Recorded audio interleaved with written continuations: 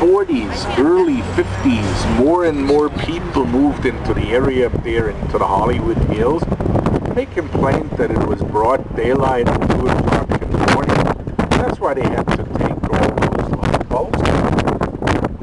There was a man living in a little shack behind the sign. He was employed by the city. His only job was to make sure that there are no burned out light bulbs up on the Hollywood sign.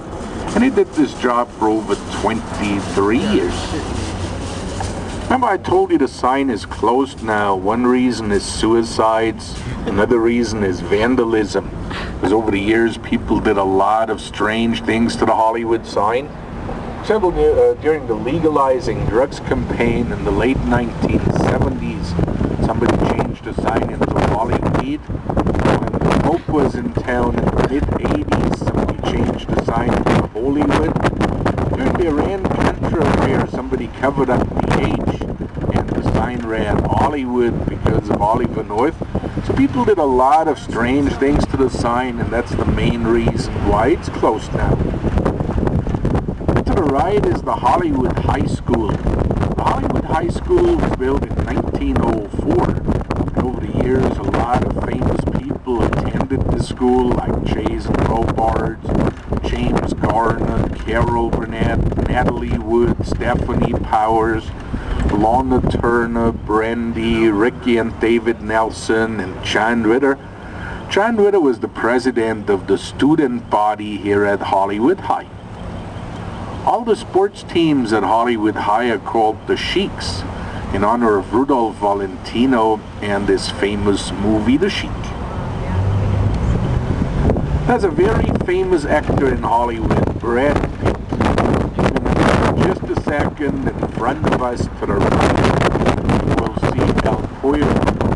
This light brown building with a red and yellow sign on it right next to the traffic light. El Pollo Loco is a chicken fast food chain here in California. It means the crazy chicken in Spanish. And when Brad Pitt came to Hollywood, he started working at El Pollo Loco. He didn't work inside the restaurant, he worked outside. He was dressed in a chicken suit and he had to act like a crazy chicken in front of the restaurant to bring people into the restaurant. And this was Brad Pitt's first job here in Hollywood.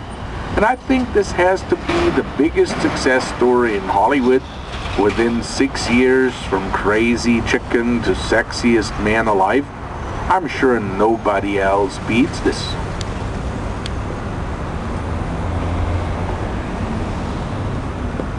So we're on our way out to Beverly Hills. It takes us about 20 minutes to reach Beverly Hills.